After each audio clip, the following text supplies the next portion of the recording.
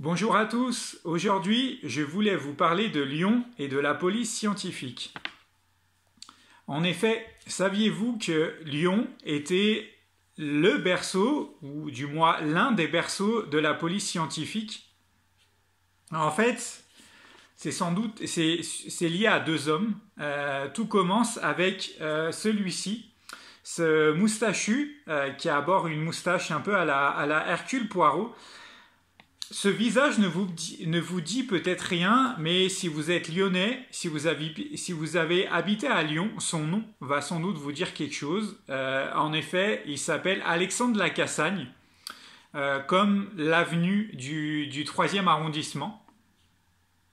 En 1925, le conseil municipal de Lyon a décidé de rebaptiser cette avenue du nom de cet homme-ci, qui était mort un an avant, du coup en 1924.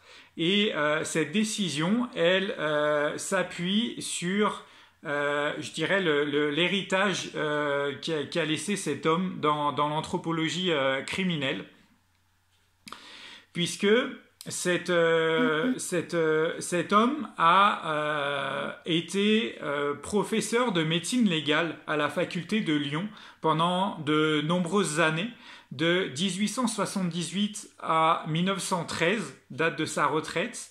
Et pendant ces années universitaires, il va créer ce qu'on va appeler l'école lyonnaise de criminologie, par opposition à l'école italienne qui existait déjà à l'époque.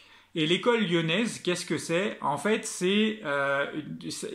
Alexandre de la Cassagne va être le premier à dire que les criminels, la criminologie a une origine environnementale et sociologique et non pas héréditaire. À l'époque, on pensait que la criminalité était héréditaire, c'est-à-dire que les criminels naissaient criminels. Lui, ça a été le premier à dire non, on n'est pas criminel, on le devient. À cause des relations sociales, à cause de l'éducation, de l'environnement familial, de l'environnement amical, etc. Donc voilà, ça c'est l'école lyonnaise, puis ça a été lui le principal, le premier théoricien en fait. Et vous voyez que ces thèses-là, maintenant, sont largement répandues. Donc, je dirais son apport à ce qu'on va appeler l'anthropologie criminelle est quand même énorme de nos jours. Puis, cet homme, quand il enseignait à la fac, il a eu un élève, c'est celui-ci, cet autre moustachu, qui s'appelle Edmond Locard, et qui lui aussi va avoir un gros apport dans la criminologie et la police scientifique, puisque en 1910, Edmond Locard va créer à Lyon le premier laboratoire de police scientifique. Donc voilà, c'est un peu le père des experts, c'est lui. En 1910 qui a créé le premier, à l'origine les experts sont donc lyonnais et sont les fils spirituels de cet Edmond Locard. Edmond Locard qui a une rue aussi à son nom dans le 5e arrondissement. Donc voilà, ces deux hommes ont apporté beaucoup à l'anthropologie criminelle, à la criminologie et à la police scientifique. Et puis c'est d'ailleurs pour ça, notamment en hommage à Edmond Locard, que dans les années 80, Lyon a été choisi pour accueillir le siège social d'Interpol.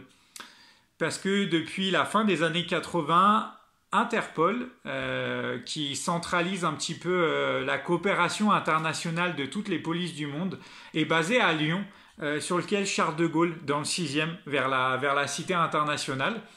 Un bâtiment, je pense, pareil que tous les Lyonnais connaissent, sont sûrement déjà passés devant maintes et maintes fois, sans forcément savoir que c'était Interpol là-dedans. Mais oui, Interpol est à Lyon. Si vous aimez tout ce qui est police scientifique, enquête, criminologie, etc., Si vous aimez aussi les romans, les polars, etc., je vous conseille de lire mon dernier roman justement, qui est un roman policier historique. C'est-à-dire qu'il va mener un petit peu une investigation policière et une intrigue et une enquête historique.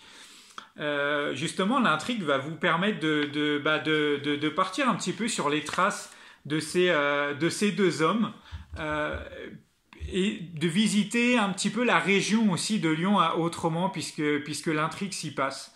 Donc voilà, ça va vous permettre de joindre les deux, en fait, de découvrir Lyon et sa région, ou de redécouvrir Lyon et sa région, et puis un petit peu d'en apprendre un petit peu plus sur le déroulé d'une enquête criminelle.